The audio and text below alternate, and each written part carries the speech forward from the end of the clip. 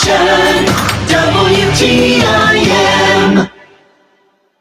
Welcome into the WTIM information station. My name is Tim Zalabak. Time now for the WTIM morning show. Thank you so much to our live stream sponsors, People's Bank and Trust and Landmark of Taylorville. We're streaming live on YouTube and Facebook TV. Now I got Susan A. Mendoza. She's the Illinois State Comptroller. Very excited about this interview. She's on the line with me right now. How are you today, Comptroller Mendoza? I'm doing well, thank you. No, absolutely. How are you doing, Tim? I'm doing. And by the way, yeah.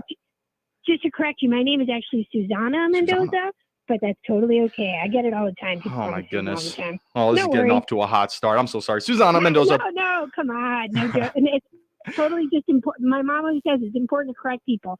You know why I think she says that too? Because I'm named after her. that would be a good reason. We get it now. And you know what? I probably won't even be saying it again because you are Comptroller Mendoza. And no, really, you can call me Susanna all you want. No worries. Well, thank you so much for that. And yeah, thank you so much for being here with us today. Let's get started just a little bit about what's going on over there at the Comptroller's office. Some good news on bills. Tell me a little bit about this. Yeah, so we ended our fiscal year 2023 hitting some milestones that we haven't honestly seen in decades. And just so people understand how the Illinois fiscal year runs, it's different than ours at home. So our fiscal year is different than the calendar year. We run our budget from July 1st through June 30th every year. And so we ended our fiscal year this last June 30th, and it was a great year. We've now had like 2 years in a row, Tim, where our all of our state's general revenue fund vouchers have closed out the fiscal year with 0 bills on hand left to be paid, which is tremendous. And we also had our accounts payable. That's like the normal cost of running business, which on any given day, like the normal cost of running state government is about $3 to $3.5 billion. But we actually closed out our fiscal year at only $528 million with an M, not a B. And that is, again, a record that we have not seen in over 20 years in terms of being that low on accounts payable.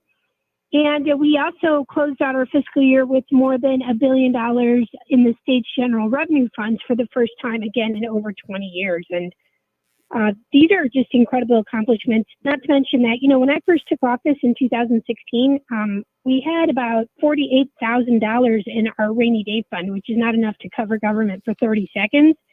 Today, we have almost $2 billion, which is a record high. Still, it sounds like a lot. It's not enough yet, but we're well on our way to really stabilizing our state's finances and getting our future growth just ready to boom. Just amazing. Some great accomplishments there just in your short time since 2016. I had the rainy day fund in my list of things to talk about. I would love to get back to that. And bear with me as I ask maybe some weird questions, as I don't really know too much about the Comptroller's office. I'm excited about learning it today. 0 bills to be paid for Illinoisans and the state government. That sounds really amazing. Is this a problem? Is this a struggle with normal states? Usually they got bills left over at the end of the fiscal year. So Illinois is a unique entity, and I say this with lots of love, but unfortunately, when I first took office, Illinois had the worst fiscal condition in the whole entire country, and we were going through the worst fiscal crisis in our state's history. So no, you would hope that normally states would be able to run their payments on time, make sure that their vendors that they contract with are getting paid on a timely and predictable basis. But I inherited a complete disaster when I first took office in December of 2016. Our state owed our vendors and all of the providers, you know, all the people that provide services to government. We owed them close to $17 billion in unpaid bills. Some of those bills were almost 2 years old. And in fact, the average delay in getting paid if you were a vendor who had a contract with our state when I took office, the day I walked into the job was about 210 business days. That's like 9.5 months in real people time. So we were in a really horrible situation where the state had essentially turned our business community and our provider community into unwilling lenders to the state of Illinois. And many of them did not survive that fiscal crisis. They went under because most people couldn't afford to go 9.5 months without getting paid for services that they rendered. So that was then. Today, we're in a much healthier position. The 2 years before I took office, the state of Illinois had gotten 8 consecutive credit downgrades during the best economy of our lifetime. But since I took office, even though we got hit with a global pandemic to boot, we've received now 8 full credit upgrades on my watch. and Illinois is definitely moving in the right direction. That 210 business day delay in getting paid has been completely wiped out, and I'm now paying our vendors in under 14 days, which is faster than the private sector, and that has been recognized by the credit rating agencies as one of the reasons why we've seen our upgrade. So super excited to have led the charge on turning our state's finances around. And most importantly, I want to say that I had paid down our backlog of unpaid bills from that $17 billion to under $3 billion, which again is the normal cost of running business, before even a penny of the federal ARPA stimulus dollars had made their way to Illinois.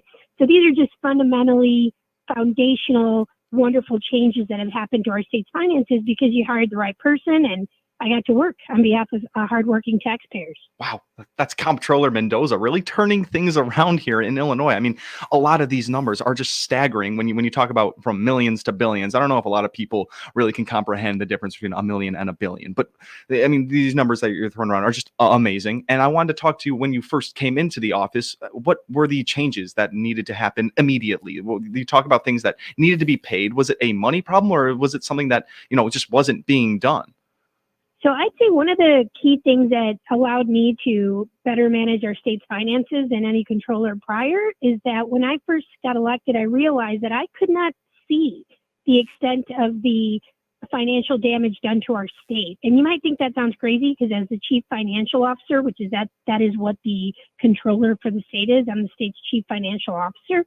It's my job to manage all of the state's funds, and it's also my job to pay all of the state's bills.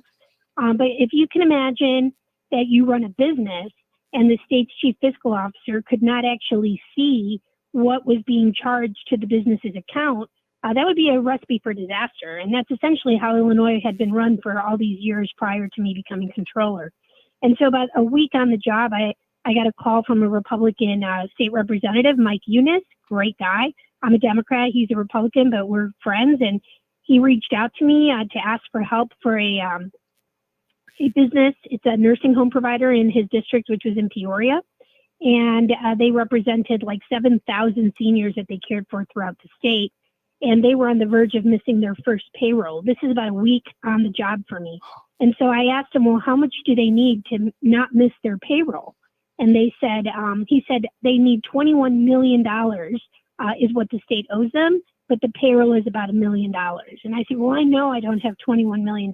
This is again when we owed almost $17 billion, and when I had less than $50,000 in the state's rainy day fund, right?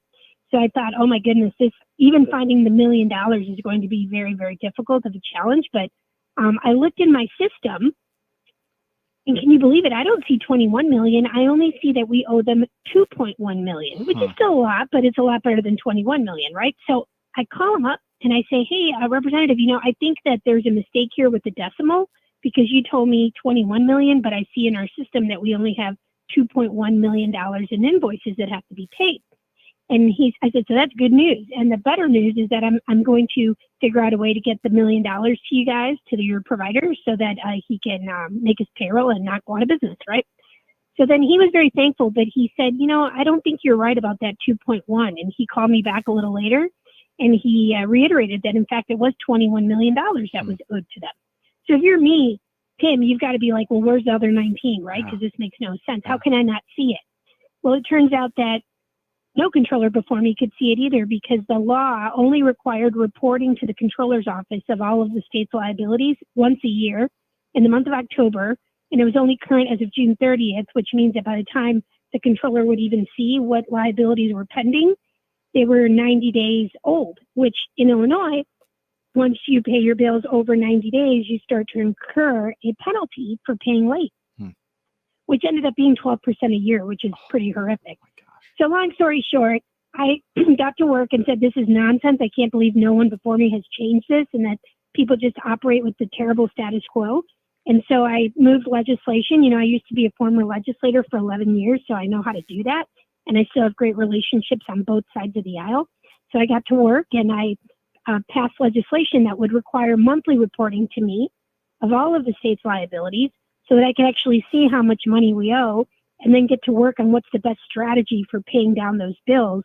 Of course, attacking the ones with the highest interest first, or paying down bills that would also give me a federal match in exchange for paying a state bill. For example, every time I pay a Medicaid bill, which are bills for very vulnerable populations, right?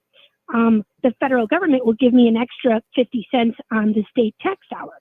So I could turn $1 into $1.50 of debt repayment, even though it only costs the state $1, right? So stretching the value of every tax dollar has been a key to my success in paying down the bill backlog, but also recognizing what bills are owed, how long they are, who they belong to, and being able to carve the strategy of how we go ahead and attack that issue was critical. The visibility, the transparency was necessary. Unfortunately, Governor Rauner vetoed the bill, but I was able to unanimously override his veto in the House of Representatives, which had never happened in history before me.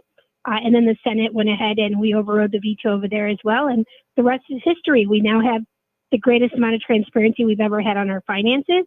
And the credit rating agencies have actually talked about my debt transparency reports as well. And one of the reasons why they've looked to upgrade us. So really good news, but without transparency, we really have nothing. Yeah, absolutely. This is Comptroller Mendoza right now talking about making history right now. This is really cool. And just a 180 difference from 2016 when you took the position in the office. This has been really great.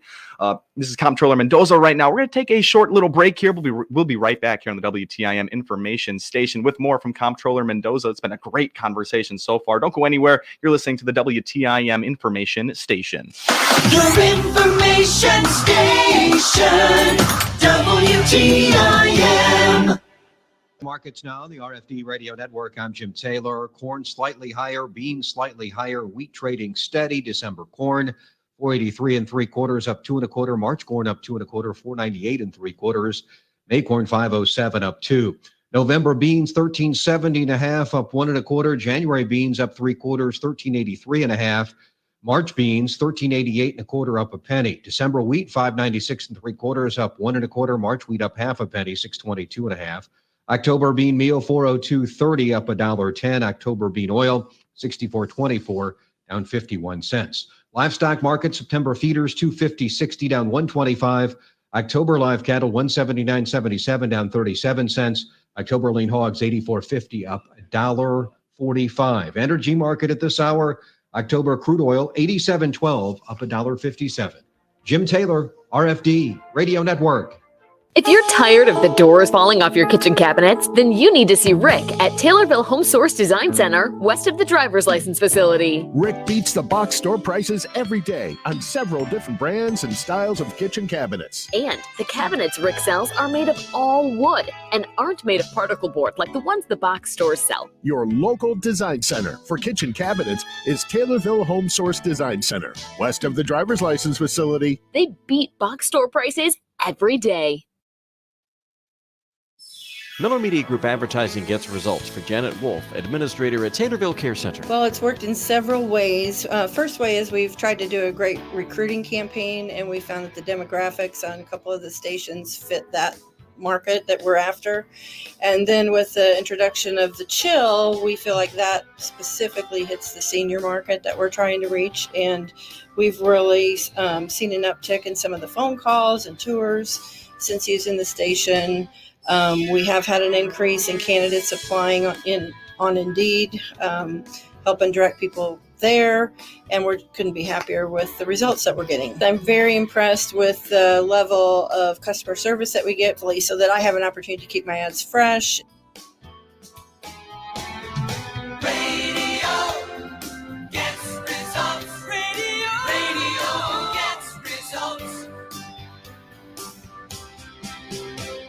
CNB Bank and Trust has been helping open doors for Central Illinois farmers since 1854.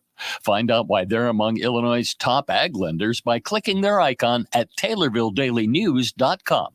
Member FDIC. Hi, I'm Bob Reddings of the Bob Reddings family of dealerships. See our huge inventory of about 2,000 vehicles by clicking on our ad at TaylorvilleDailyNews.com. Your information station, WTIM. welcome back to the WTIM information station. My name is Tim Zalabak. Time now to continue the WTIM morning show. Thank you so much to our live stream sponsors, People's Bank and Trust and Landmark at Taylorville. I have Comptroller Mendoza on the line with me right now. The first half of this interview was absolutely amazing. We got to talk about all the accomplishments that the Comptrolling Office has made since 2016 when Comptroller Mendoza took the office. Now, we're going to get this segment started with maybe more of a general question, but the listeners and I need to know. Miss Mendoza, what is the difference between your office and the Treasurer's office? That's a great question, Tim. So the Treasurer's office is responsible for essentially protecting and investing the state's money and securities that are deposited into the state's coffers. So essentially, they are the chief investment officer for the state of Illinois. And the comptroller, the difference is that the treasurer invests the money, while the state controller is responsible for managing all of the state's fiscal accounts. We order payments into the treasury, and we obviously pay all of the state's bills. So like in the simplest of terms, the treasurer invests the money, the controller controls the checkbook and makes all payments and manages the money. So the officers are very distinct and separate, and for a very good reason. Do you know it? I don't know it. I'm excited to know. Oh, you don't know the reason why? Yeah, there's always been this talk about consolidating the offices because people love consolidating things, and oftentimes it makes a lot of sense, right? But in the case of the controller and the treasurer, I don't believe that we should ever consolidate those offices again. And I said the word again because they used to be controlled by one person. And the reason why we have two separate and distinct offices for the financial matters in this state is because, well, unfortunately, Illinois, having the reputation that it has somehow earned over the years, it started earning that, in fact, in the controller's office, because it used to be this gentleman by the name of Orville Hodge, who was both controller and treasurer. Both of those functions were held by the same person, and in fact, even an auditing function was that as well. He was the auditor of public accounts, but this one individual was responsible for both investing the state's money and controlling the checkbook. And you can imagine what happened, that back in 1956, he was convicted of embezzling more than $6 million from the state's treasury. Oh my goodness. But that today would be like about $60 million worth of state funds that this gentleman abused and embezzled. He was convicted and sentenced to jail, but as a result of that, violation of taxpayer money and trust, in the Constitutional Convention that happened in 1970 here in Illinois, the legislature deemed it appropriate to separate the offices of treasurer and controller, and they also now appoint, the General Assembly, I believe, appoints the Auditor General. And so there's a massive check and balance now when it comes to people's money. Yeah. And that's a really important thing to have. Yeah. Now, there's been, of course, debate that they should consolidate the offices to save a few bucks on staff, but I will tell you this: if you think, because they say, well, it's we're in the modern age now, we have all these computers and systems, but it wasn't that long ago that someone by the name of Rita Crundwell was just convicted here again in Illinois, and believe it or not, in a position where she was both the treasurer and controller functions in one, and she was convicted of embezzling $54 million, which today again would be well above the $60 million that even Orville Hodge embezzled. But that was just in 2012, so not that long ago. And this is what happens when you have no checks and balances, or not enough checks and balances when it comes to the people's money. So, right. Miss Mendoza, I'm so sorry to tell you, I hate to cut you off, but we're out of time already. The time flew by today. Okay. But thank you so much for taking the know. time and getting us all informed and educated today. Well, awesome. So we don't want to be like Orville Hodge, so you can rest assured that your money is protected, and we're going to do our best, both the treasurer, Michael Frericks, and myself, to make sure that we're protecting everyone's money and that it's working for you. Thank you so much for having me. It's been a pleasure. Thank you so much. That's Comptroller Mendoza for the Illinois State Comptrolling Office. My name is Tim Zalabak. You are listening to the WTIM information station. Now, Big 870 WTIM Assumption Taylorville, 96.1 W241 CF Taylorville, 107.5 W298 CD Shelbyville, 107.9 W300 EH Payne and Nokomis. W President Sean Fain sings a decidedly different song. I can assure you, when you look at the big three, we just voted to strike by 97% because our members are fed up. The union chief at a Labor Day event in Detroit that was